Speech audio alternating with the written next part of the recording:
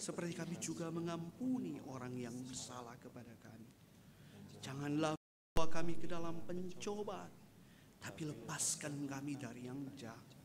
Karena Engkaulah yang punya kerajaan, kuasa dan kemuliaan sampai selama-lamanya. Amin. Jemaat disilakan duduk.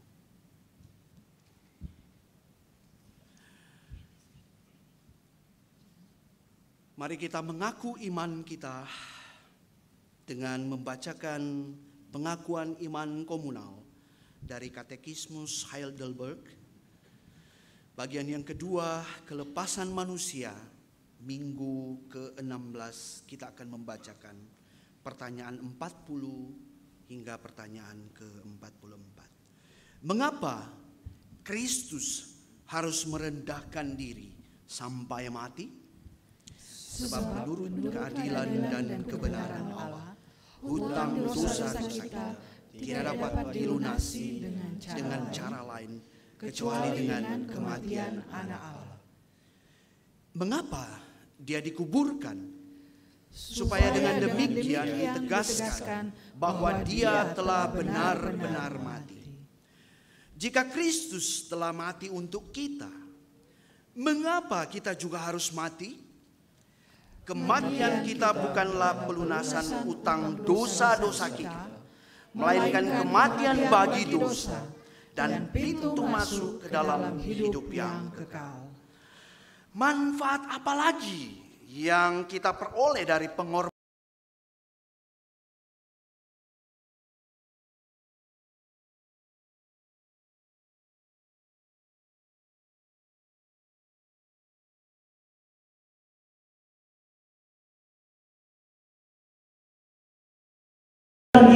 Dia berkuasa lagi dalam diri kita.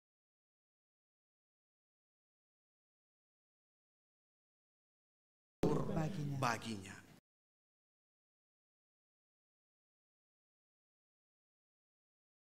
Turun ke dalam kerajaan maut supaya godaan-godaan yang paling sengit sekalipun aku mendapat keyakinan dan hiburan yang sungguh-sungguh bahwa Tuhanku Yesus Kristus telah melepaskan aku dari ketakutan dan kesakitan neraka.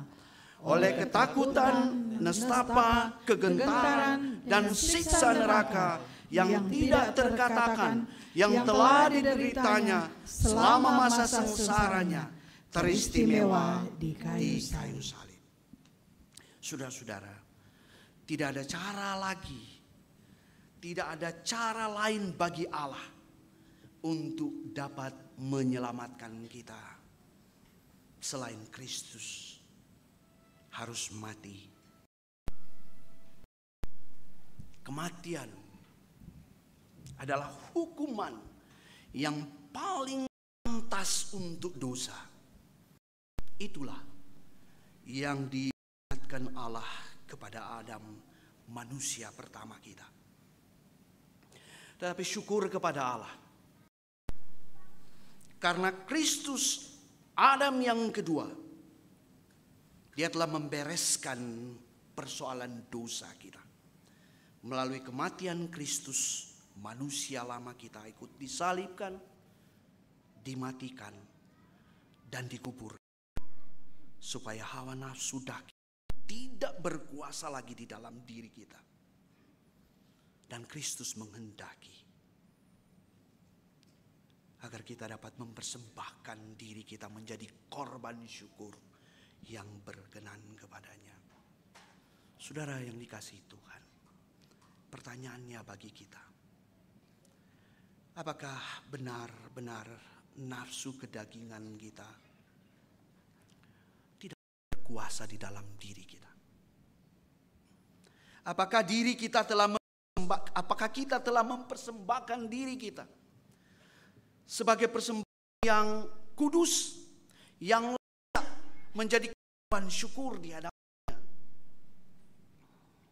Saat ini mari sambil memandang wajah Kristus di atas kayu, mari kita datang di hadapannya. Mari kita membawa setiap jawaban-jawaban kita. Mari kita bawa pengakuan kita di hadapannya.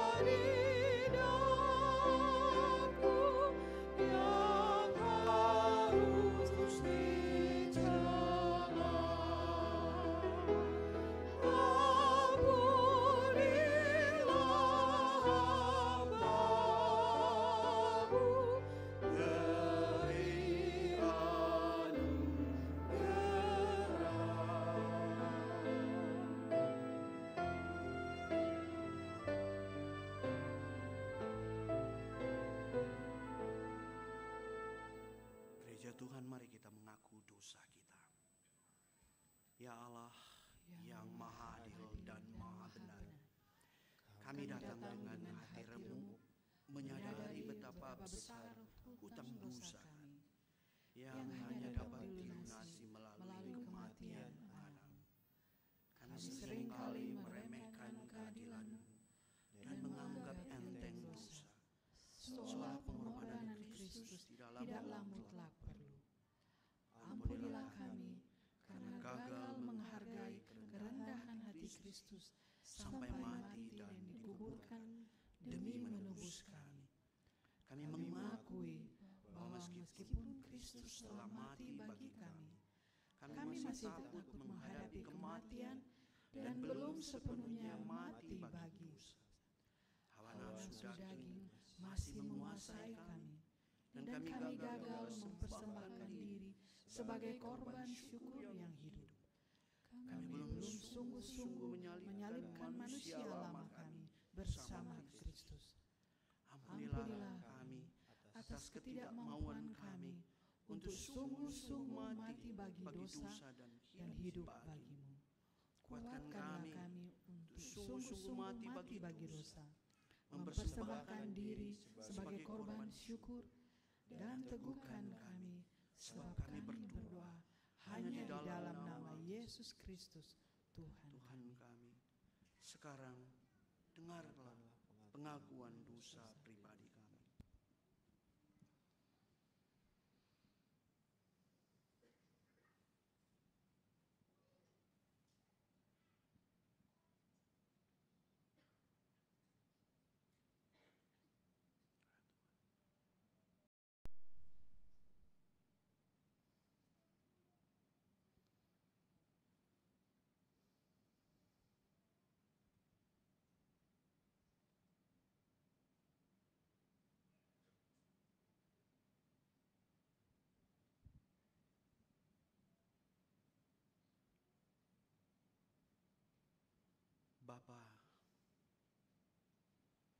dengarkanlah setiap pengakuan kami,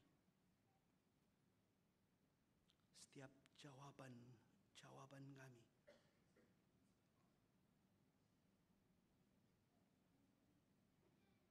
Kami mengaku segala dosa dan kesalahan kami di hadapan-Mu. Kami bawa doa kami ini, Tuhan, hanya di dalam nama Tuhan kami Yesus Kristus. Amin. Dengarkanlah jaminan pengampunan dosa yang dibacakan dari Roma pasalnya yang kelima ayat yang 8. Akan tetapi Allah menunjukkan kasih-Nya kepada kita oleh karena Kristus telah mati untuk kita ketika kita masih berdosa. Kita akan menaikkan doa syafaat kita kepada Tuhan. Mari kita berdoa. Bapa dalam surga, kami menaikkan syukur untuk kesempatan ini sebagai anak-anak-Mu yang Engkau sendiri kasihi dan kuduskan. Kami boleh datang beribadah ketika sebagian saudara-saudara kami oleh karena aturan tidak bisa beribadah di Jumat Agung hari ini. Kami bersyukur kami Tuhan beri kesempatan untuk boleh kembali menghayati dan memaknai rencana dan penggenapan karya keselamatan melalui momen ibadah perayaan Jumat Agung hari ini. Kami boleh mengingat dan memaknai sekali lagi berita tentang salib. Berita sukacita bagi Engkau menyatakan kasih-Mu yang tak terselami itu. Kasih yang tidak mampu kami pikirkan di dalam pikiran kami sebagai manusia. Bapa, terima kasih untuk kesempatan ini. Kami berdoa kiranya momen Jumat Agung ini, bahkan ketika kami boleh mengikuti sakramen perjamuan kudus sebentar, kami boleh menghayati sekali dan sekali lagi mengenai berita Injil kematian-Mu ini. Dan kami memohonnya di dalam pertolongan Roh Kudus. Iman kami semakin diteguhkan, semakin dikokohkan, semakin tidak mudah diombang-ambingkan dengan rupa-rupa pengajaran. Tetapi sebaliknya Tuhan, di dalam keteguhan iman kami, boleh semakin digiatkan untuk menyatakan Kristus, menyatakan Injil, menyatakan kebenaran-Mu melalui setiap karya, kerja, dan pelayanan kami. Bapa, kami berdoa di tengah gejolak kehidupan dunia ini yang tidak pasti. Di tengah kehidupan berbangsa dan bernegara yang dihadapkan dengan kondisi politik yang tidak baik, kondisi ekonomi yang tidak baik.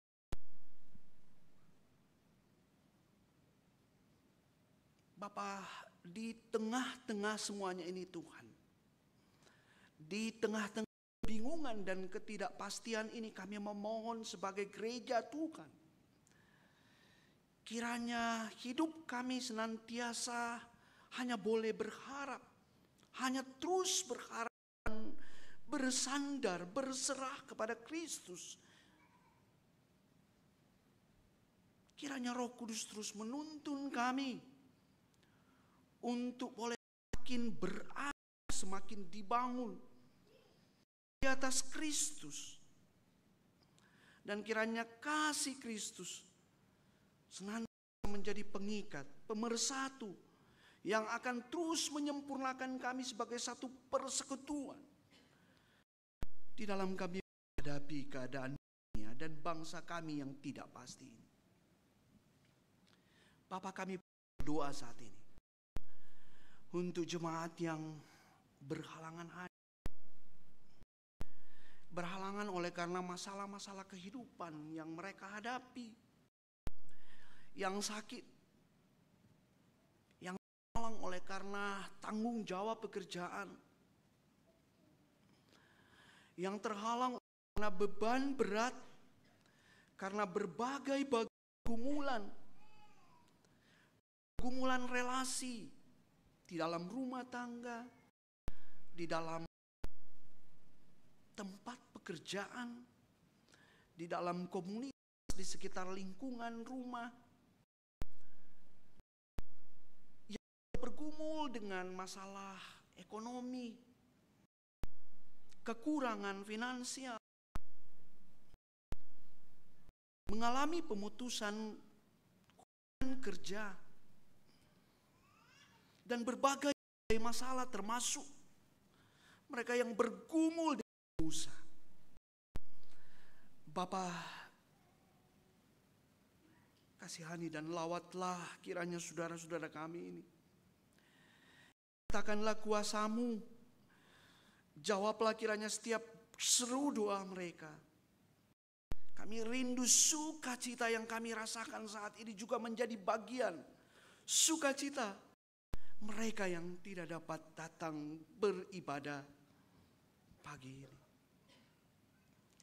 Bapak, kami membawa secara khusus untuk keluarga pada dan Ibu Lisa yang beberapa hari lalu tinggal oleh ibu mereka yang mereka kasihi. Bapak, kami berdoa kiranya di dalam pertolongan-Mu penghiburan sejati terus dinyatakan di dalam kehidupan keluarga ini. Sertai dan hiburkanlah mereka di dalam mereka melewati masa-masa dunia ini. Bapak, kami menyerahkan semua jemaat gumul ke dalam tangan kasih-Mu, ke dalam kuasa-Mu. Kami percaya Tuhan hadir di dalam setiap kehidupan mereka. Bapak, ini doa kami, ini syafaat kami. Kami bawa melalui Kristus, Tuhan dan Juru Selamat. Amin. Kita akan membawa persembahan kita kepada Tuhan di dalam kebaktian pagi ini. Dengarkanlah firman Tuhan yang akan menuntun kita di dalam kita memberi persembahan kepada Tuhan. Mazmur 96 ayat yang ke-8. Berilah kepada Tuhan kemuliaan namanya, bawalah persembahan dan masuklah ke pelatarannya.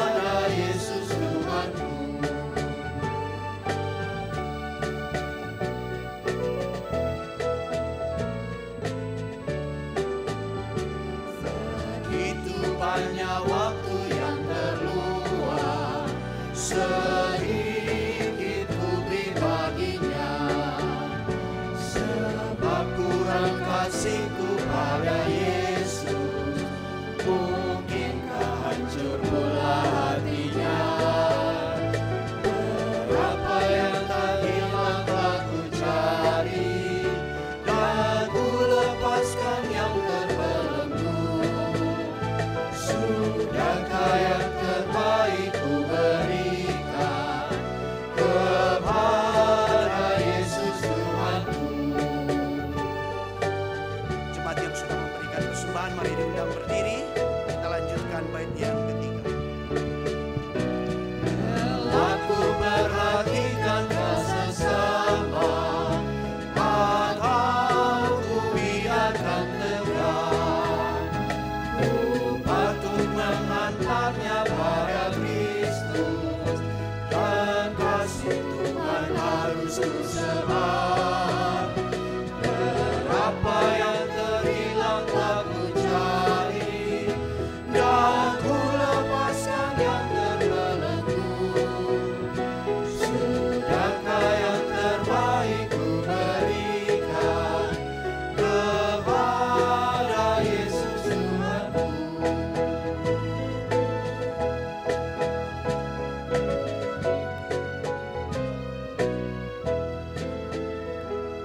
Mari berdoa. Bapa, kami datang di hadapan-Mu dengan penuh ungkapan syukur. Kami membawa persembahan kami di hadapan-Mu. Bapa, terimalah kiranya persembahan kami ini, dan Engkau kiranya memberkati gereja-Mu yang Engkau percayakan mengelola persembahan ini. Tolonglah kami Tuhan, untuk dapat mempersembahkan hidup kami sebagai persembahan yang kudus, yang berkenan di hadapan-Mu. Kami berdoa bersyukur demi dan di dalam nama Tuhan kami Yesus Kristus. Amin. Jemaat disilakan duduk. Tuhan membarui kita dalam firman-Nya.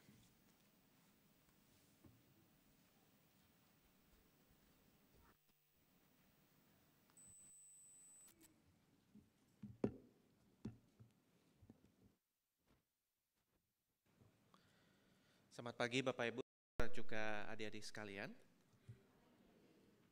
Selamat pagi.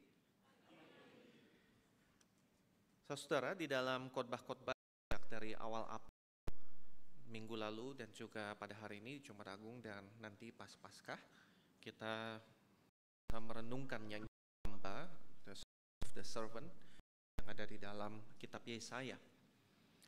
Penulis-penulis di dalam perjanjian menunjukkan kepada kita bahwa sosok hamba Tuhan yang misterius di dalam kitab ini adalah Tuhan Yesus Kristus. Dan kita sudah melihat Songs of the Servant yang pertama dan juga yang kedua. Hari ini kita lihat yang ketiga dari Yesaya pasal 50 ayat 4 sampai ayat yang ke-11. Mari saya mengajak kita membuka Yesaya pasal 50 sampai ayat yang ke-11.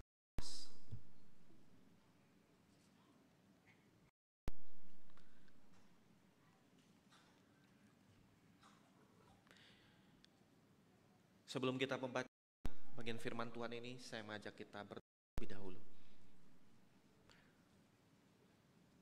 Ya Tuhan, di dalam momen peringatan Jumat Agung ini, kami bersyukur Engkau mengumpulkan kami untuk bisa beribadah, untuk memperingati Agung. Kami sadar di berbagai negara lainnya, di mana banyak orang Kristen bisa memperingati Jumat Agung karena tidak ada hari libur. Tapi kami bersyukur Kau di tengah negeri di mana secara mayoritas bukanlah orang-orang Kristen, tetapi tetap kami diberi kesempatan untuk beribadah. Dan saat ini ketika kami mendengarkan firman-Mu, kami rindu Engkau yang menuntun, mencelikkan mata hati pikiran setiap kami, sehingga kami boleh boleh menyadari akan apa yang menjadi kehendak-Mu, kerinduan-Mu bagi setiap kami. Kami berdoa, biar Engkau juga mengurapi hamba-Mu dengan segala kelemahan, keterbatasan, untuk bisa menguraikan, menjelaskan, menyampaikan firman dengan jelas, dengan benar, dengan runut. Kami serahkan waktu pemberitaan ini ke dalam tangan-Mu, demi nama Tuhan Yesus Kristus kami berdoa. Amin. Yesaya pasal 50 ayat 4 sampai ayat yang ke-11, saya mengajak kita membacanya secara bertanggapan. Saya akan memulainya dengan membacakan ayat yang genap, dan setelah itu saya mohon Bapak Ibu, saudara, adik-adik bisa membacakan yang ganjil. Yesaya pasal 50 ayat 4 sampai ayat yang ke-11. Tuhan Allah telah memberikan kepadaku lidah seorang murid, supaya dengan perkataan aku dapat semangat kepada orang yang letih lesu. Pagi demi pagi ia mempertajam pendengaran untuk mendengar seperti seorang murid.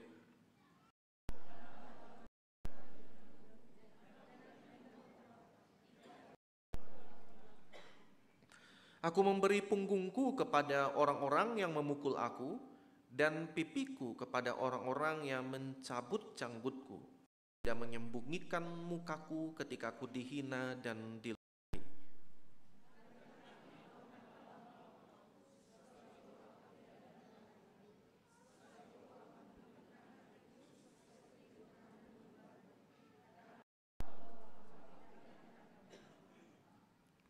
Dia yang menyatakan aku benar telah dekat.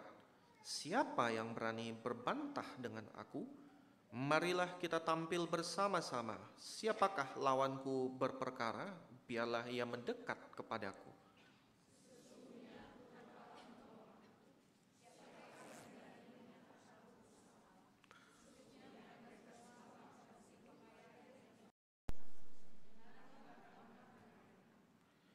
Siapa di antaramu yang takut akan Tuhan dan mendengarkan suara hamba-Nya?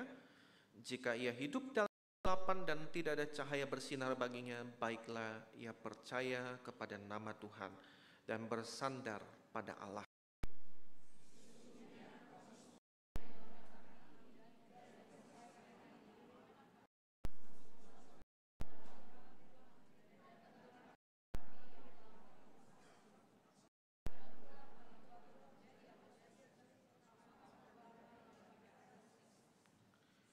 Demikianlah firman Tuhan yang tidak bersalah dan tidak akan memimpin kita kepada kesalahan. Bapak Ibu, saudara, juga adik-adik sekalian, satu pertanyaan untuk kita pikirkan bersama. Kenapa telinga itu diciptakan di luar, diletakkan di luar dari kepala kita? Kenapa kuping itu ada di sini?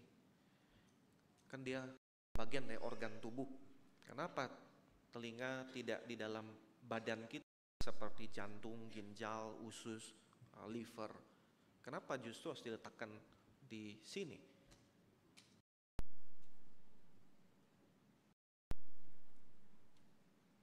Kenapa? Guru biologi.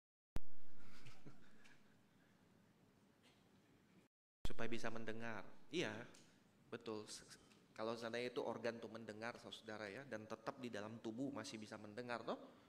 Nah, lalu kenapa diletakkannya di sini? Jawabannya ya, rancangan Allah, saudara ya. Itu pasti nggak salah lah ya.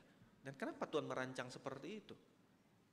Ya karena supaya utamanya kita bukan mendengar suara dari diri kita sendiri, bukan mendengar suara dari inner self kita, tapi supaya boleh mendengar suara dari luar.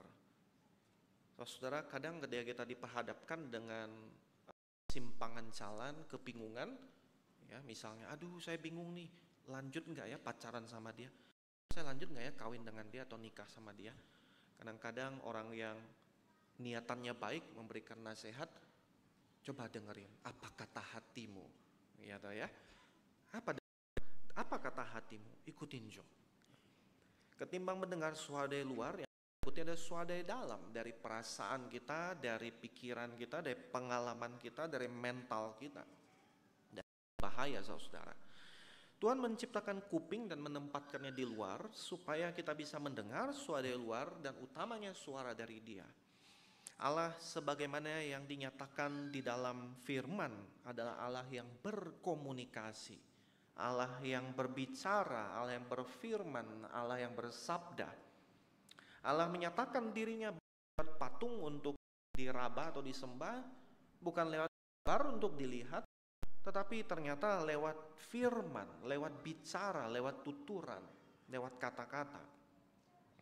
Tuhan Yesus di dalam pengajarannya mengatakan, barang bertelinga hendak ia mendengar. Iyalah saudara ya, kalau punya telinga ya memang harus mendengar. Tetapi kalau masalah telinga dan mendengar itu aja diurusin sama Tuhan, artinya itu maha penting.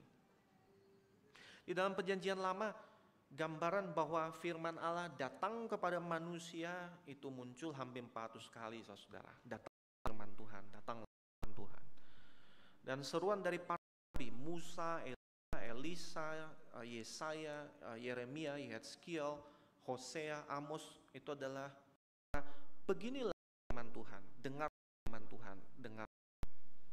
Bahkan fondasi dari iman orang Israel itu adalah dengarlah hai Israel. Tuhan itu Allah kita, Tuhan itu Esa. Ulangan pasal 6 itu. Kalau cara Allah berkomunikasi dengan kita adalah dengan berfirman, maka kita perlu belajar apa artinya mendengarkan. Dan masalah mendengar itulah yang disentil oleh Nabi Yesaya di dalam nyanyian hamba yang ketiga ini, di dalam Yesaya pasal 50 yang tadi kita baca. Saudaraku, Yesaya melayani di dalam satu bangsa Israel, bangsa Yehuda yang punya mata tetapi tidak bisa melihat, punya telinga tapi tidak bisa mendengar. Bangsa yang tuli. Seruan dari Tuhan disampaikan berulang dan berulang dan berulang. Suara dari Tuhan disampaikan tapi tidak berbalik. Pesan dari Tuhan digaungkan tetapi toh tidak bertobat. Tetapi kontras dengan bangsa Israel, di sini ada sosok hamba Tuhan yang dengar-dengaran. Saudara, ini satu perikop yang disusun dengan indah. Di dalam ayat 4 sampai ayat 9 kita lihat di gambaran sang hamba yang dengar-dengaran, yang taat, yang menaati Allah, di situ dipaparkan di sana. Boleh next ya, slide. Dan hamba yang mendengarkan, hamba yang taat ini, hanya dialah yang bisa membukakan telinga setiap kita, saudara. Maka perikop akhiri dalam ayat 10, ayat 11 itu adalah respons kita. Seberapa rela, seberapa mau kita mendengar sang hamba itu sendiri. Kita akan melihat bagian yang pertama terlebih dahulu, saudara. Di dalam bagian pertama ini, kalau kita perhatikan di situ ada 4 kali nama Tuhan Allah muncul. Tuhan Allah memberikan padaku, Tuhan Allah membuka telingaku. Ayat yang kelima, ayat 7, Tuhan Allah menolong aku. Dan sekali lagi di ayat 9, Tuhan Allah menolong aku. Adonai Yahweh, nama Tuhan muncul di sana, saudara. Apa artinya? Artinya Tuhan Allah adalah aktor utamanya, saudaraku.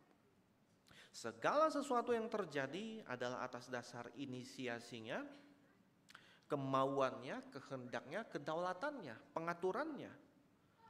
Tuhan Allah mengutus hambanya untuk menguatkan mereka yang letih lesu lewat perkataan, lewat firman. Menarik sekali, saudara, potret sang hamba yang dilukiskan di sini bukanlah dengan gambaran seorang penakluk, bukanlah gambaran panglima perang, bukanlah gambaran seorang master kungfu, ahli bela diri, saudara. Tetapi gambaran seorang murid. Seorang yang belajar, seorang yang diajari. Dan lebih jauh lagi, yang dipelajari dan yang diasah itu bukanlah kalian berpedang untuk membabat, menebas orang, tidak, saudara, tetapi untuk berfirman, untuk membebat yang terluka, menguatkan yang letih lesu, tidak berdaya. Jadi yang diurusi bukanlah sword, pedang, tapi word, saudara, kata firman. Bagaimana sang hamba ini bisa melakukannya? Dari mana lidahnya itu boleh mengatakan atau menyampaikan firman untuk menguatkan yang tidak berdaya atau yang letih lesu? Yaitu dari telinga yang mendengar, telinga yang memberikan satu atensi, perhatian kepada Tuhan Allah yang bersabda. Dikatakan di sana, pagi demi pagi ia mempertajam pendengaranku untuk mendengar, sekali lagi muncul sana, seperti seorang murid.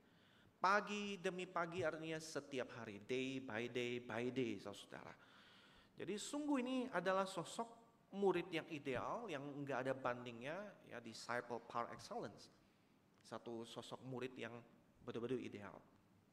Dia mendengar, kemudian dia membagikan.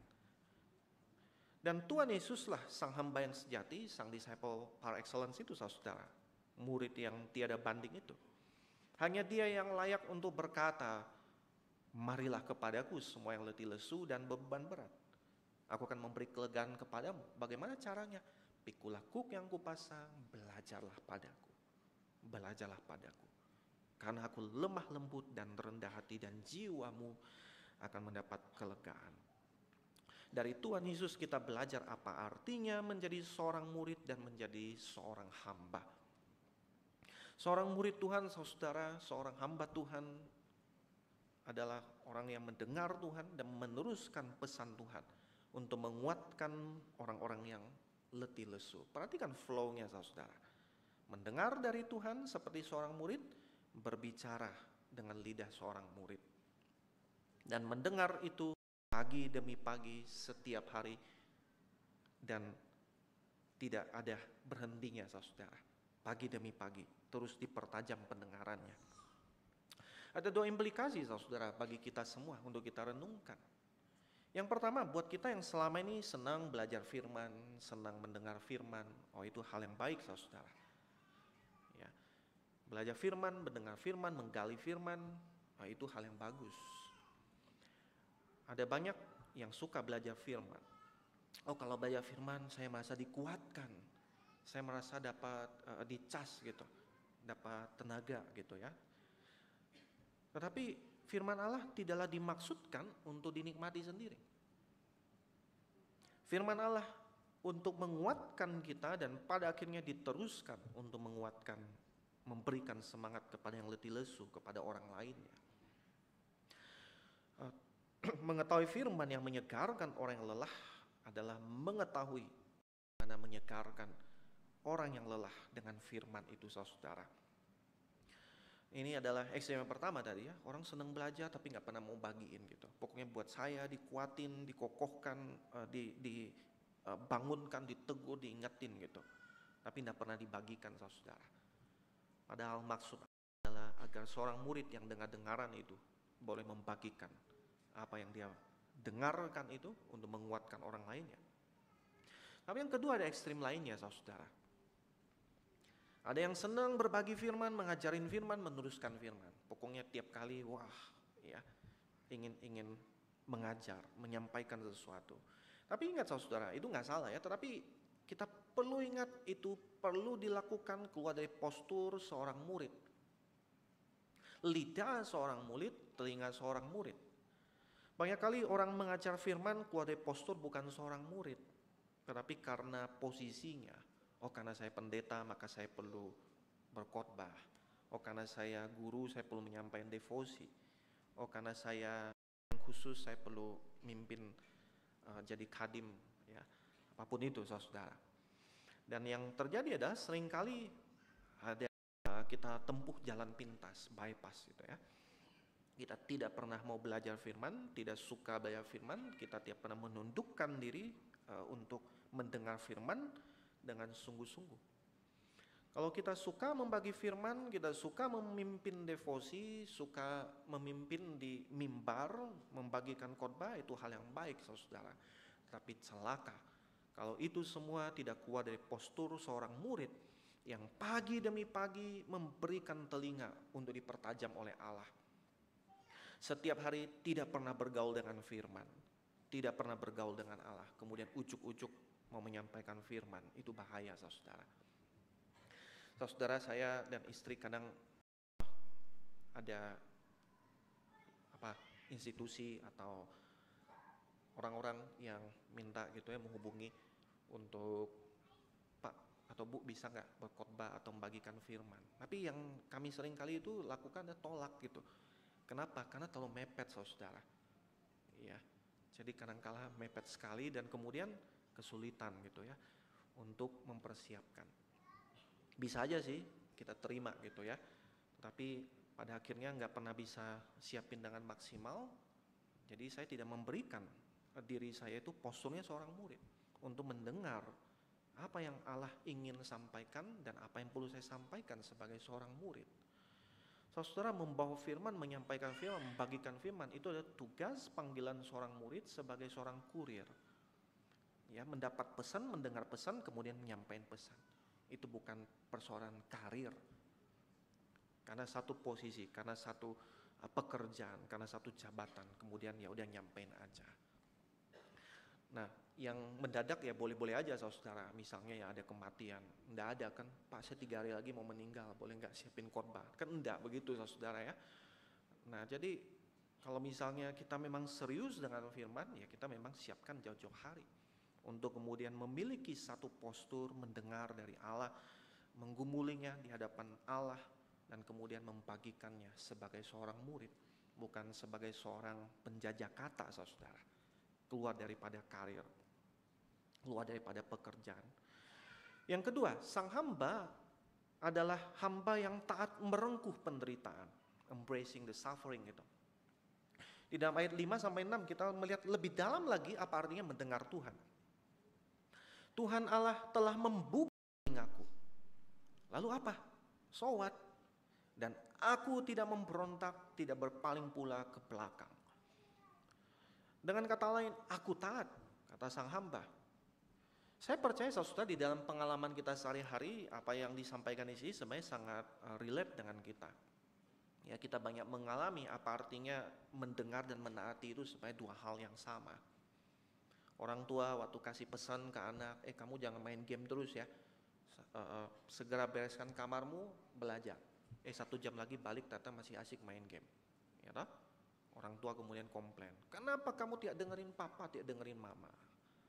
Atau orang tua, atau guru di sekolah, ya, ketika sudah sampaikan gitu, ya kasih tugas, atau besok kita akan lakukan ini dan itu, tolong siapin ini dan itu, ternyata datang nggak bawa gitu ya, atau nggak dilakukan. Biasa komplainan kita sebagai guru ya, kenapa tidak dengerin bapak atau ibu? Gitu. Pertanyaannya saudara, mereka dengerin apa enggak? Apakah mereka tuli?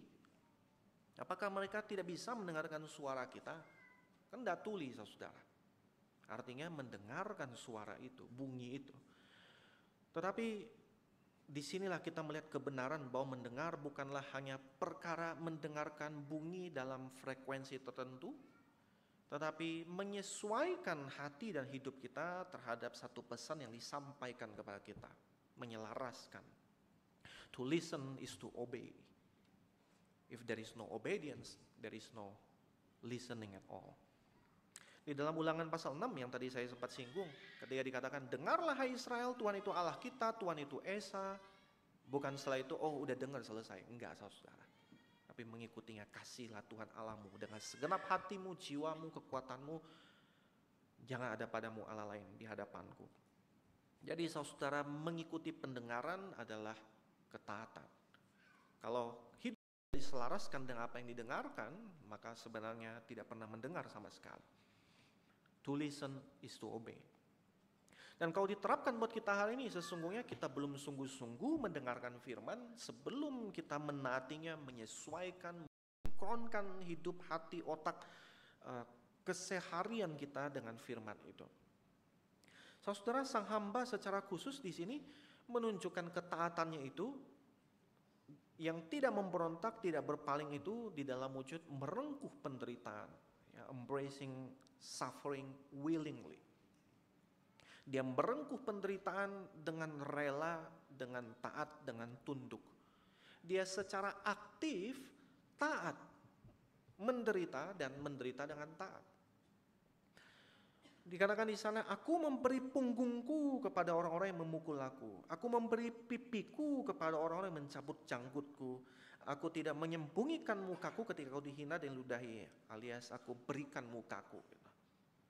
Jadi kita lihat di sana ini ada satu bahasa yang aktif sekali, menyerahkan diri. Dan saudara, di dalam terang peringatan Jumat Agung pada pagi hari ini, Maka kita bisa langsung melihat koneksinya, kaitannya. Tuhan Yesus ketika dia menempuh Via Dolorosa, jalan salib, jalan penderitaan itu, dia bukan menjalaninya dengan terpaksa. Dia bukan menjalaninya dengan di luar kemauan dia. Dia bukan menjalaninya sebagai korban. Tapi dia menjalani itu semua karena taat kepada rencana Allah. Dia berdoa di Taman Getsemani, bukan kehendakku yang jadi, tapi kehendakmu. Ada ketaatan, ketundukan untuk menjalaninya. He embraced the suffering willingly. Merengkuh penderitaan dengan taat, dengan rela. Saudara, maka ketika kita melihat postur seorang hamba sekaligus seorang murid yang mendengar dan taat, bahkan taat sampai menderita, sampai mati di dalam pribadi Tuhan Yesus, maka kita masih makin bisa menghayati bagaimana dia bisa memberikan semangat kepada orang yang letih lesu berbeban berat karena dosa itu. Dia melawan iblis, menanggung beban dosa setiap kita, merengkuh derita yang diakibatkan segala dosa kita, dan itulah sebabnya dia bisa memberikan kelegaan, kelepasan bagi setiap kita yang terbeban oleh karena dosa-dosa itu. Saudara, bicara mengenai penderitaan, satu tulisan yang sangat mempengaruhi saya itu adalah tulisannya John Piper. Nah, dia menulis satu buku yang adalah salah satu buku penting di dalam kekristenan 50 tahun terakhir. Judulnya Desiring God, itu mendambakan Allah. Saudara, menarik sekali ya. Di dalam buku itu dia bilang Allah itu paling dimuliakan ketika kita paling bersuka atau paling dipuaskan oleh karena dia gitu ya, atau di dalam dia. God is most glorified when we are most satisfied in Him. Jadi Allah paling dimuliakan justru ketika saya paling dipuaskan di dalam dia, oleh karena dia. Dan ada banyak bagian kehidupan seorang Kristen yang dia paparkan di sana mengenai cara memakai uang, pernikahan, pelayanan, ibadah dan segala macam. Menariknya saudara, paling terakhir dari bab buku itu adalah soal penderitaan, soal suffering gitu. Dan dikatakan begini ya, secara alamiah kita manusia menghindari yang namanya penderitaan. Ya toh ya saudara ya, nggak ada kan di sini yang memang mau menderita gitu. Sama seperti saya juga secara alamiah menghindari penderitaan saudara. Tapi di dalam rancangan Allah, penderitaan itu adalah bagian integral dari panggilan kita sebagai seorang pengikut Kristus. Tetapi apa maksudnya menderita? Penderitaan yang seperti apa? Apakah persekusi karena saya percaya Tuhan, karena saya memberitakan firman, kemudian orang gak suka, ngata-ngatain saya, jauhin saya, ngucilin saya, atau bahkan nuduh saya? Enggak. Ya itu udah pasti termasuk daripada suffering, saudara. Tetapi bagaimana dengan penderitaan karena sakit, karena cancer, karena cacat, atau karena hal lainnya? Nah, Paulus ternyata toh mengalami hal yang seperti itu toh. Dia mengalami ada duri dalam daging, dan dia bilang ini utusan dari iblis untuk menyerang aku. Dan aku sudah doa berulang-ulang minta Tuhan supaya ambil daripada aku, jauhkan itu daripada aku. Tapi Tuhan bilang cukuplah kasih karuniaku padamu. Dan dia menderita karena itu saudara. Tetapi dia kemudian mengatakan ya sudah, aku rela ya di dalam kelemahan, karena di situ justru anugerah Allah itu makin sempurna. Nah, kita tidak tahu duri dalam daging itu apa, mungkin itu sakit, penyakit, atau kelemahan tertentu, tapi yang jelas ada penderitaan yang bukan dalam bentuk persekusi. Maka John Piper dia bilang seperti ini, semua penderitaan yang terjadi di jalan ketaatan, itu ada penderitaan bersama Kristus dan bagi Kristus. Entah itu penyakit, cancer, atau konflik relasional. Semua bentuk penderitaan yang kita alami dalam perjalanan iman, baik karena penganiayaan, karena sakit penyakit, ataupun mungkin karena kecelakaan, punya satu kesamaan saudara. Semuanya tadi ya, menggoyahkan iman kita pada kebaikan Allah dan keberhargaan Kristus itu. Menggoda kita untuk keluar dari jalan ketaatan. Karena itu setiap kali iman kita tetap teguh dan terus bertahan dalam ketaatan, itu menjadi kesaksian tentang betapa baiknya Allah dan betapa berharganya Kristus, apapun bentuk lawannya. Entah itu sakit, penyakit, godaan iblis, dosa pribadi, atau bahkan pengkhianatan dan segala macamnya. Jadi saudara, ketika ada sesuatu yang kita alami, yang membuat kita itu kayak bergumul untuk tetap di dalam path of obedience itu, jalur ketaatan itu.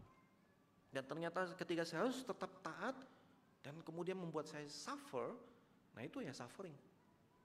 Ya, ketika kita mengalami sakit tapi justru tidak menyalahkan Tuhan, suffer nggak saudara? Suffer. Ya.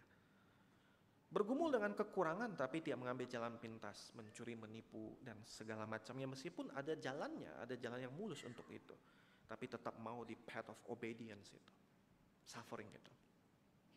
With Christ and for Christ. Atau kita bekerja di perusahaan atau kantor atau organisasi dan berusaha tetap mempertahankan hal-hal yang alkitabiah, yang ideal, yang benar. Tetapi kemudian dianggap aneh, unik, nyentrik, membangkang dan segala macam, saudara, nggak bisa diajak kerja sama. Ada suffering tertentu yang direngkuh di jalur obedience itu. Dan seringkali firman yang menguatkan orang-orang yang letih lesu tidak berdaya justru disampaikan oleh orang-orang yang mendengar Tuhan, menaati Tuhan, bahkan menderita karenanya. Pesan yang kuat dari mulut orang-orang seperti ini justru yang kemudian bisa lebih menguatkan. Saudara, yang ketiga, sang hamba di sini kita lihat dia mempercayai Tuhan sebagai penolong yang akan membela dan membenarkan dirinya. Sedikit keluar dari topik saudara, di situ 2 kali disebut Tuhan Allah menolong aku, Tuhan Allah sebagai penolong.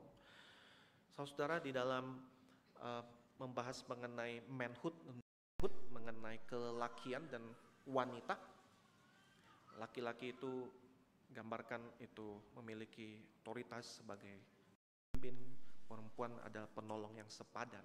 Nah, seringkali kemudian dimengerti ini kayaknya perempuan lebih rendah. Tidak, saudara.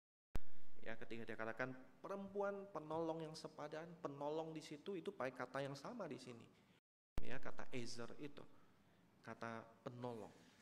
Jadi baik laki-laki maupun perempuan di dalam size, kapasitas mereka, ya, di situ mencerminkan gambar rupa Allah itu. Ketika menunjukkan, menyatakan otoritas, memimpin, itu mencerminkan otoritas Allah.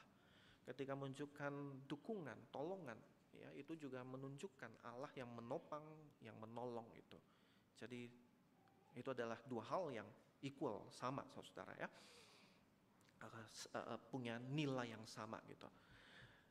Dan saudara, di sini ketika dikatakan Tuhan Allah menolong aku, secara lebih spesifik sang hamba ini dia melihat bahwa Tuhan penolongnya akan membela dan membenarkan dirinya. Nah, ini ada satu istilah dalam bahasa Inggris yang susah untuk diterjemahkan dalam bahasa Indonesia, saudara, ya, yaitu kata vindication itu. Jadi Allah akan membenarkan tapi juga sekaligus membela. Nah, maksudnya apa, saudara? Yaitu kalau vindication itu ada begini, membuktikan atau memperlihatkan bahwa seseorang dituduh salah, yang dikata-katain, ya, tapi ternyata nggak terbukti gitu loh. Nah, itu vindication. Ya, misalnya saya dituduh nyolong, saya dituduh melakukan ini dan itu, terus kemudian cek CCTV. Nah, ternyata tidak terbukti. Itu CCTV itu memberikan vindication untuk saya. Jadi memberikan pembenaran, memberikan pembelaan kepada diri saya bahwa saya benar, saya orang yang tidak salah gitu, saya orang yang nggak keliru gitu. Nah, dan Kristus, saudara, adalah pribadi yang tidak bersalah, tidak berdosa. Ia diperiksa oleh Pilatus, bahkan sampai 3 kali Pilatus itu mau bebasin dia. Aku tidak menemukan kesalahan dari orang ini. Pilatus seorang yang kafir, tidak percaya Tuhan, tidak kenal Tuhan, tapi dia mengatakan, aku tidak menemukan kesalahan pada orang ini. Tidak ada kesalahan yang layak dijatuhi hukuman mati dari orang ini. Dan saudara, ketika Kristus wafat di kayu salib, sang kepala prajurit itu melihat bagaimana matinya, dia mengatakan, sungguh orang ini orang benar, anak Allah. Dan vindication yang paling ultimat, paling mutlak, paling puncak dialami oleh Kristus, yaitu tampak lewat kebangkitannya. Itu yang akan kita bahas pas Paskah nanti, saudara. Kristus menempuh jalur dari humiliation kepada vindication, dihina, disiksa, lecehkan bahkan, tetapi terbukti dia sebenarnya orang benar, bukan orang yang bersalah, bukan orang yang berdosa.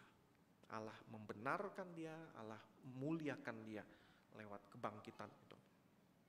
Dan saudara, respons yang kita bisa berikan terhadap sang hamba ini hanya ada dua.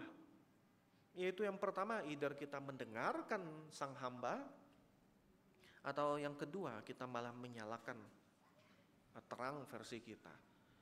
Dan ayat 10 dikatakan, siapa di antaramu yang takut akan Tuhan dan mendengarkan suara hambanya, jika ia hidup dalam kegelapan dan tidak ada cahaya bersinar baginya, baiklah ia percaya kepada nama Tuhan, sandar pada Allahnya. Jadi jalur mendengarkan itu. Perhatikan di sana, mendengarkan suara hambanya. Ini adalah respons yang pertama.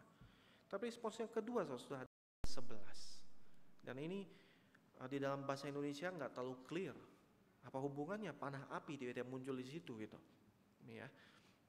Boleh next ya. Nah, di dalam terjemahan yang lain, saudara, lebih jelas katakan begini ya. Lihatlah kamu semua yang menyalakan api, kamu yang mempelengkapi dirimu sendiri dengan obor gitu yang menyala, bukan panah api ya. Berjalanlah dengan terang daripada apimu itu, dan di ujung daripada obor itu engkau sendiri akan terbakar karenanya. Maka dari inilah yang akan kau terima dari tanganku, engkau akan rebah dengan siksaan, dengan menderita gitu. Jadi saudara, pilihannya adalah entah mendengar sang hamba, atau kita di dalam kegelapan yang kita alami itu berusaha menegakkan terang kita sendiri, menyalakan obor kita sendiri, menyalakan pelita kita sendiri, ketimbang menerima terang daripada sang hamba itu yang menuntun, mengarahkan, memimpin kita. Kita lebih memilih untuk kemudian menegakkan obor kita sendiri yang sebenarnya enggak tahan lama dan pada akhirnya malah membakar kita sendiri. Itu satu gambaran, saudara, di dalam menghadapi kehidupan kita itu, cari wisdom dengan versi kita, mendengar suara hati kita, ya, mendengar pengalaman kita, menjadikan pikiran kita, rasio, perasaan kita sebagai panduan untuk kehidupan kita, dan bukannya firman Allah itu, bukan firman dari Tuhan itu. Kenapa saudara kita pada hari ini sulit untuk kemudian mengalami satu kemuridan yang sejati? Ya, ketika kita menemukan bagian. Satu pendeta Edmund Chan, dia bilang bahwa tantangan kita pada hari ini adalah 4 hal, saudara. Ya, semangat zaman kita yaitu konsumerisme. Kenapa kita susah untuk mendengar suara Tuhan, mengalami kemuridan yang sejati itu? Kita hidup dalam dunia yang konsumeristik, ya toh? Dunia yang konsumeristik itu pembeli adalah raja. Kita mengejar kenyamanan, hak kita, pilihan kita, itu yang penting. Pembeli adalah raja, saudara. Customer adalah raja. Kalau kita nggak suka, kita kasih review bintang 1, ya toh, kata-katain, gitu kan? Dalam dunia mengajarkan puaskan aku, penuhi permintaanku, susah untuk jadi murid yang sejati. Karena kemuridan Alkitabiah itu ternyata bercirikan servanthood, kehambaan, mendengarkan dan kemudian taat, bahkan menderita, saudara. Dan masalah kita juga ada kedagingan. Anomali yang aneh buat banyak orang yang mengaku Kristen pada hari ini. Ya, mau berkat Tuhan lebih dan lebih lagi, tapi tidak mau taat Tuhan lebih dan lebih lagi, saudara. Mau berkat Tuhan enggak? Mau. Mau berkat yang melimpah enggak? Mau. Ya. Tetapi mau lebih taat kepada Tuhan enggak? Tunggu dulu. Nanti dulu. Tuhan, saya mau ikut engkau, tetapi area hidup yang ini jangan engkau sentuh, jangan engkau apa-apain. Saya mau ikut Tuhan tetapi tetap kecanduan alkohol, tetap jadi narkoboy dan narkogel. Ya. Saya mau ikut Tuhan, dikit-dikit bikin ibadah syukur ini dan itu, bagus. Tapi kalau kerja atau berdagang, korupsinya jalan terus, saudara. Tipu kanan kiri. Kedagingan tetap berkuasa, tidak pernah dimatikan, tidak pernah dibawa kepada Kristus. Mau ikut Tuhan tetapi syarat dan ketentuan berlaku. Ada bintang kecilnya, saudara. Term and condition. Ya. Dan masalah kita pada hari ini susah untuk mendengar suara Tuhan, pimpinan Tuhan. Itu juga karena kesibukan. Kita semua tahu sibuk, bangun pagi buka mata langsung pikirannya apa yang harus dikerjain hari ini. Siapin anak untuk ke sekolah, siapin apa yang perlu dikerjakan di tempat kerja. Kita susah meluangkan waktu untuk diam. Padahal diam, memperhatikan itu syarat untuk kemudian bisa mendengar, saudara. Tapi kalau sibuk terus ya nggak pernah bisa mendengar. Dan masalah kita juga ada keduniawian. Banyak orang yang justru dimuridkan oleh dunia pada hari ini. Ketimbang menjadi muridnya Allah yang mendengar suara dari Dia, pesan dari Dia, menyesuaikan diri dengan pesan dari Dia, kita justru dibombardir dengan pesan dari dunia ini dan menyesuaikan dengan itu. Otak kita, perasaan kita, nilai-nilai kita, value kita, mindset kita, falsafah hidup kita, semuanya ternyata serupa dengan dunia ini, cetakan dunia ini. Bahkan termasuk saudara gereja pun tidak luput dari itu. Malah jadi confirm, serupa dengan dunia ini. Saudara, kebenarannya adalah takut akan Tuhan itu berjalan beriringan dengan mendengarkan Tuhan. Ya, fears the Lord itu berjalan beriringan dengan hears the Lord. Tengah-tengahnya ada ear ya, ada mendengar. Ada mendengar Tuhan. Dan pertanyaannya saudara, hari ini ya entah sudah berapa khotbah yang kita dengarkan, berapa firman yang kita baca, berapa firman yang kita dengarkan dan renungkan. Mungkin dia terhitung saudara.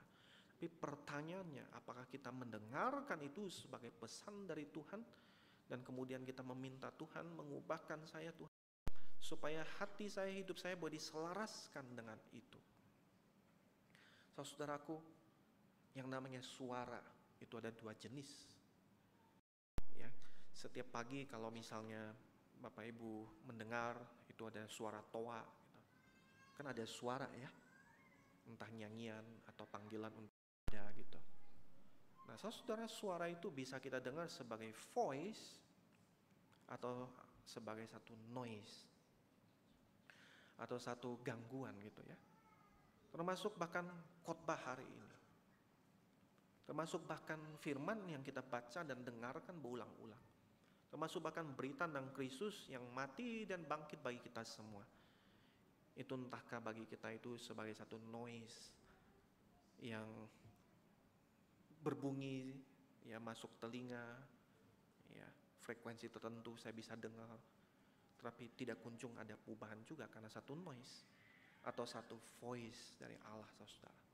Pesan yang mengarahkan kita untuk menyelaraskan hati kita, hidup kita, supaya boleh selaras dengan pimpinan Dia, agar boleh menundukkan diri sebagai muridnya, sebagai hambanya, dan kemudian merengkuh ketaatan itu bahkan sampai menderita, saudara.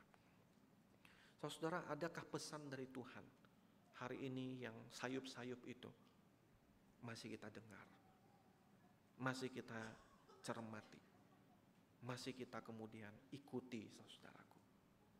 Ikuti di dalam artian taat, saudara. Karena kalau tidak, semua suara itu hanyalah noise bagi kita, tidak pernah menjadi satu voice. Mari saudara, saya mengajak kita menundukkan kepala. Kita merenungkan apa yang menjadi berita firman Tuhan bagi kita pada pagi hari ini. Pada hari ini, adakah kita berjalan di dalam kegelapan, terus bergelut dengan dosa-dosa kita, dengan kedagingan kita, dan sepertinya makin jauh daripada iman itu? Saudara, firman Tuhan berkata, iman itu timbul dari pendengaran, dan pendengaran akan firman Kristus. Marilah kita menunjukkan telinga kita lagi dan lagi kepada Allah. Minta agar Dia mempertajam pendengaran kita, supaya kita boleh mendengar seperti seorang murid.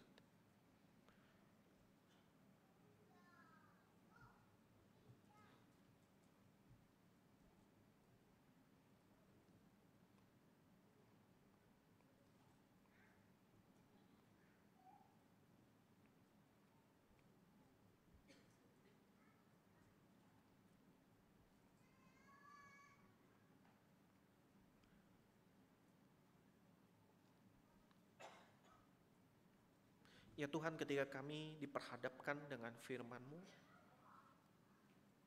sekali lagi kami disingkapkan. Sesungguhnya kami adalah orang yang bobrok, orang yang tuli, orang yang punya telinga tapi tidak mendengarkan, orang yang punya mata tapi tidak melihat, orang-orang yang harusnya dimurkai, orang-orang yang harusnya dihukum, orang-orang yang harusnya dibuang dari hadirat-Mu. Tapi ya Tuhan, ini yang membuat kami terus bertanya-tanya dan terus merasa heran, mengapa Kristus mau datang ke dunia ini, mencari kami yang hilang, menggantikan setiap kami mengalami segala kehinaan dan derita itu, supaya kami tidak mengalaminya. Dan oleh sebab itu berdoa ya Tuhan, pada hari ini ketika kami merenungkan mengenai Jumat Agung, sekali lagi kami dibawa ke Kristus lagi dan lagi. Kami percaya bahwa iman timbul dari pendengaran dan pendengarkan firman Kristus itu. Kristus sang hamba Allah yang sampai mati.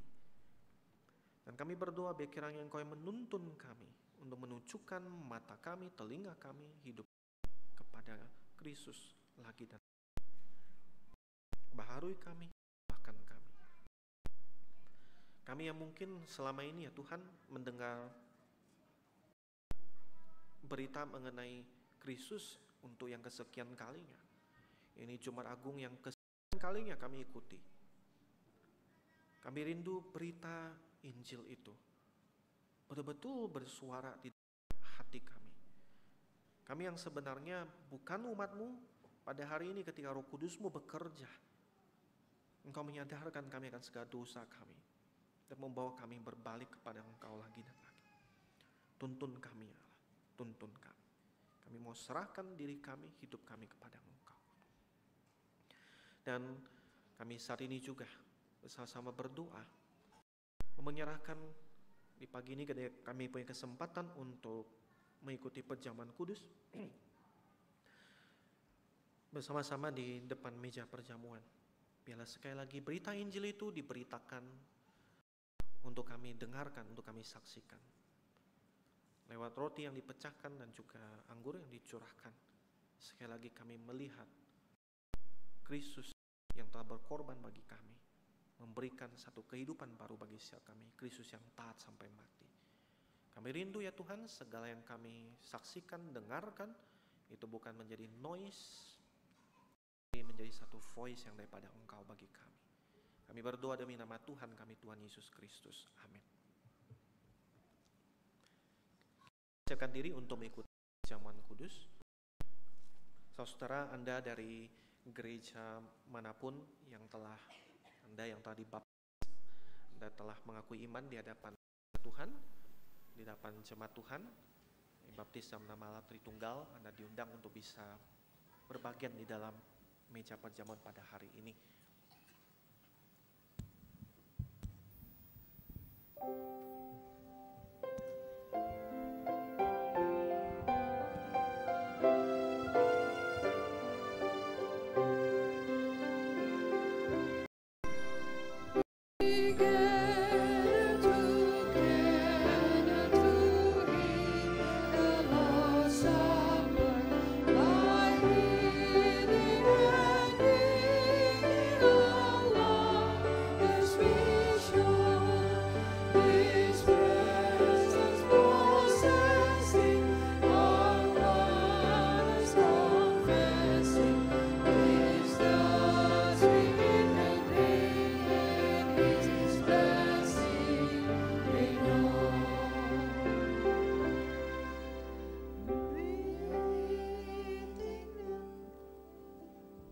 Bapak Ibu saudara sekalian, Tuhan Yesus pada malam sebelum ia diserahkan, ia mengambil roti dan sudah mengucap syukur atasnya, ia memecah-mecahkannya sambil berkata, inilah tubuhku yang diserahkan bagi kamu. Perbuatlah ini menjadi peringatan akan aku. Dan sesudah itu ia mengambil cawan, kemudian ia berkata, cawan ini adalah perjanjian baru yang dimeteraikan oleh darahku. Perbuatlah ini setiap kali engkau meminumnya menjadi peringatan akan aku. Bapak Ibu saudara yang siap untuk menerima perjamuan kudus diundang untuk bisa berdiri di tempat masing-masing, dan nanti petugas akan membagikan roti dan anggur. Setelah Bapak Ibu menerimanya, silakan bisa duduk kembali di tempat masing-masing untuk berdoa. Nanti kita akan memakan dan meminumnya bersama-sama.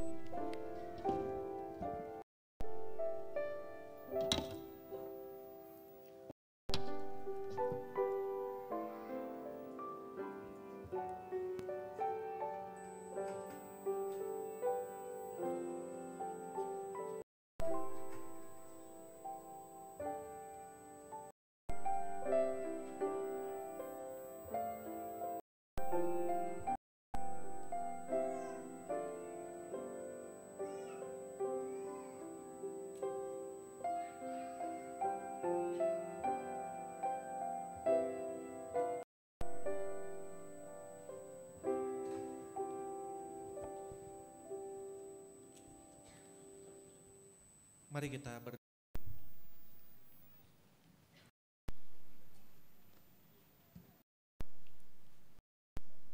Tuhan Yesus berkata, ambilkanlah diserahkan bagi kamu. Mari kita memakan roti ini bersama-sama.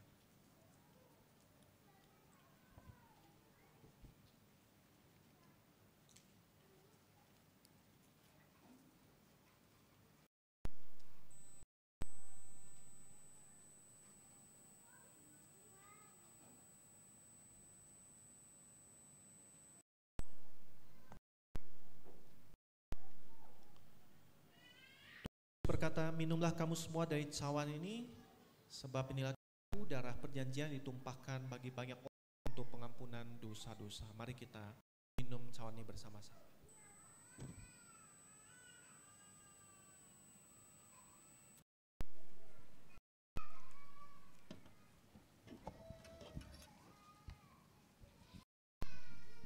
Terima kasih ya Tuhan untuk kesempatan boleh mengikuti perjamuan di pagi hari ini.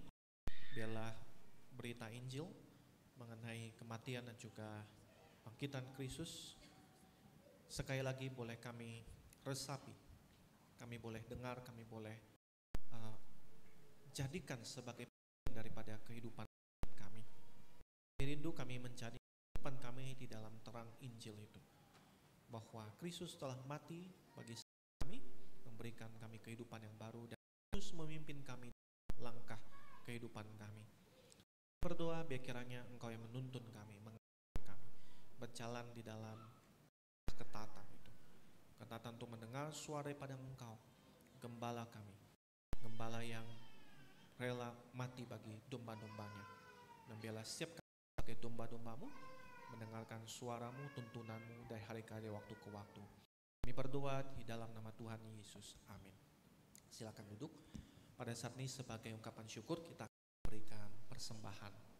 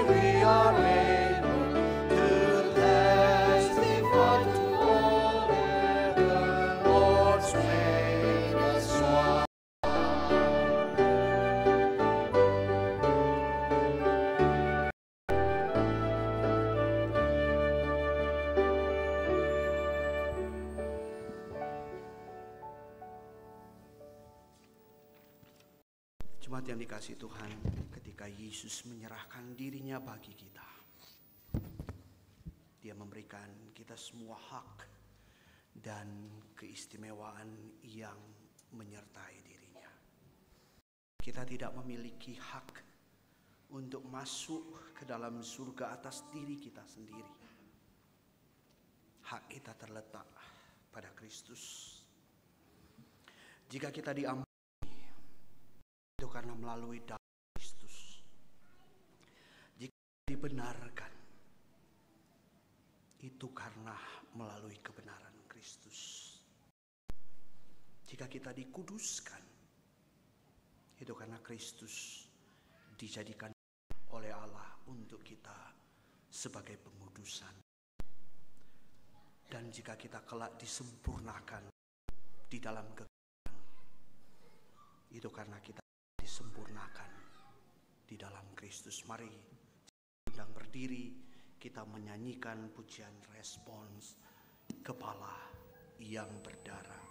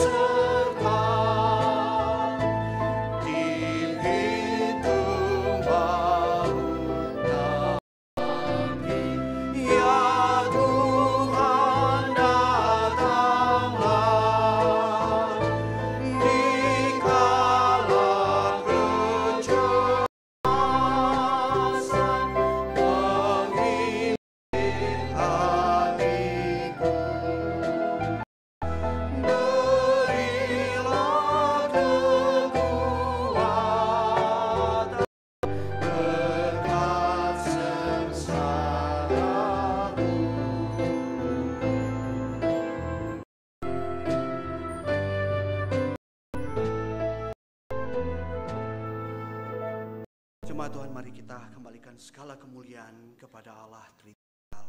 Mari kita menaikkan doksologi.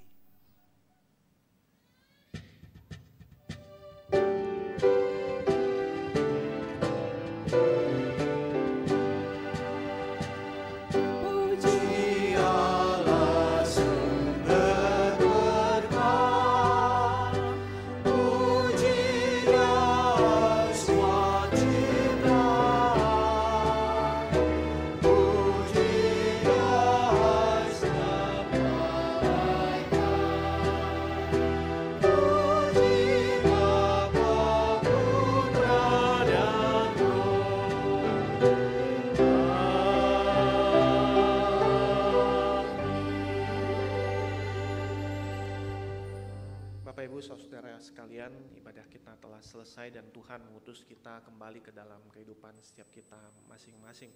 Supaya kita bisa menjalani kehidupan kita dari hari ke hari, dari waktu ke waktu, dengan terus memandang melihat kepada Tuhan kita Yesus Kristus, Gembala Agung kita yang telah menyerahkan dirinya untuk setiap kita.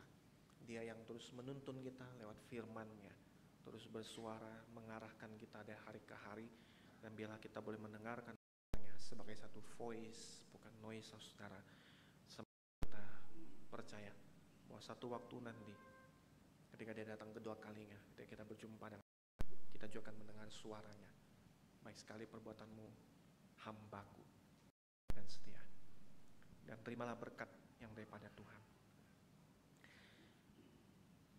Kiranya kasih karunia Tuhan Yesus Kristus, kasih Allah Bapa, persekutuan Allah Roh Kudus menyertai setiap kita, mulai dari hari ini sampai selama-lamanya. Amin.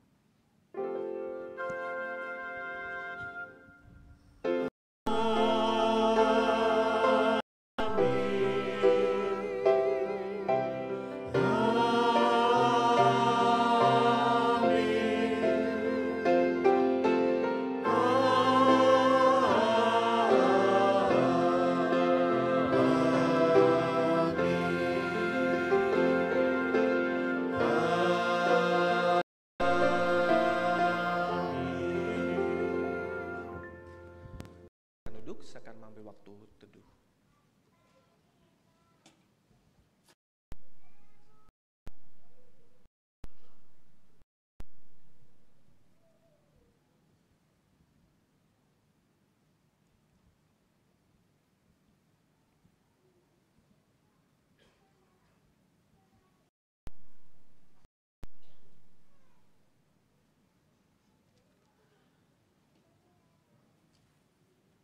Baik Bapak Ibu, saudara juga adik sekalian, bolehkah saya meminta saudara yang sudah ke CCM, bolehkah berdiri di tempatnya masing-masing ya, sambil salamin orang di kiri kanannya. Sudah sering ke CCM boleh berdiri ya, sambil lihat ke kiri kanan itu yang nggak berdiri, itu berarti baru. Dan tolong sambut dan kasih tunjuk ke saya yang nggak berdiri. Apakah ada yang baru pertama kali? Anda ada? Tidak ada ya? Oke, baik. Untuk kerjasama ya, silakan. Bapak Ibu saudara, untuk hari Minggu ya kita akan bersama merayakan Paskah ya. Kita bersama akan mengikuti kebaktian Paskah di tempat ini jam 9 pagi, dan kita akan menyelesaikan seri nyanyian hamba dari kitab Yesaya itu pada minggu nanti. Sebab itu saya mengundang Bapak Ibu saudara bisa hadir, datang, dan sebelum hadis mendatang juga selama beberapa hari ini bisa membaca bagian teks yang terkenal. Saya percaya Bapak Ibu sangat-sangat sering membaca dan juga mendengar bagian ini. Yesaya pasal 52 ayat 13 ayat 12. Gampang diingat saudara ya, cuma ganti-ganti kan ya. Nah, mengenai hamba yang menderita itu, yang menang. Dan mari kita bisa mengajak juga ya, kalau kita tahu ada rekan-rekan kita saudara yang mungkin sudah selama ini jauh daripada Tuhan ya, kita bisa ajak untuk sama-sama mencari Tuhan lagi dan lagi saudara. Dan untuk hari ini kita tidak ada fellowship saudara ya, jadi harapannya adalah Bapak Ibu bisa mengisi waktu Jumat Agung ini dengan lebih bermakna ya. Ini adalah momen kita merenungkan akan Tuhan Yesus bagi kita semua. Mari kita bisa mengisinya dengan hal-hal yang menolong kita saudara. Sekali lagi meresapi akan pesan daripada Jumat Agung.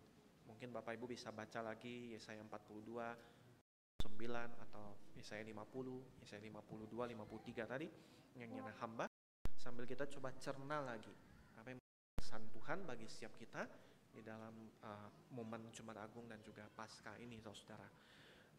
Rindu saudara, bukan cuma mendengar noise ya, tapi ada voice dari Tuhan yang disampaikan bagi kita.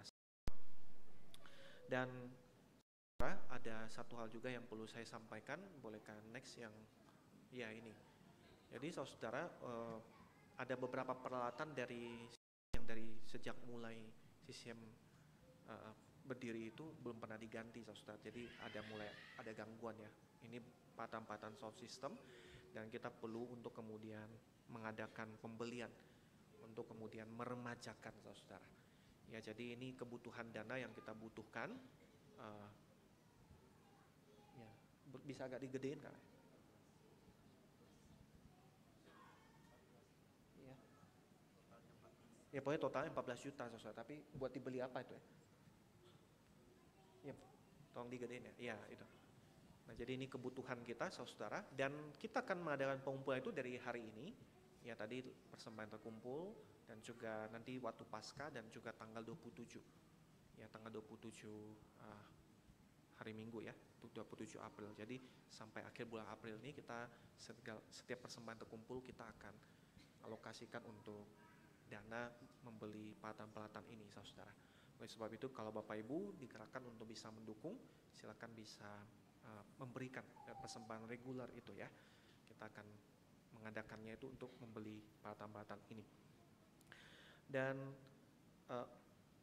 untuk rekan-rekan yang melayani di hari Paskah nanti, rekan-rekan pelayan di hari Paskah harap bisa stay setelah ini langsung kumpul ke bagian depan.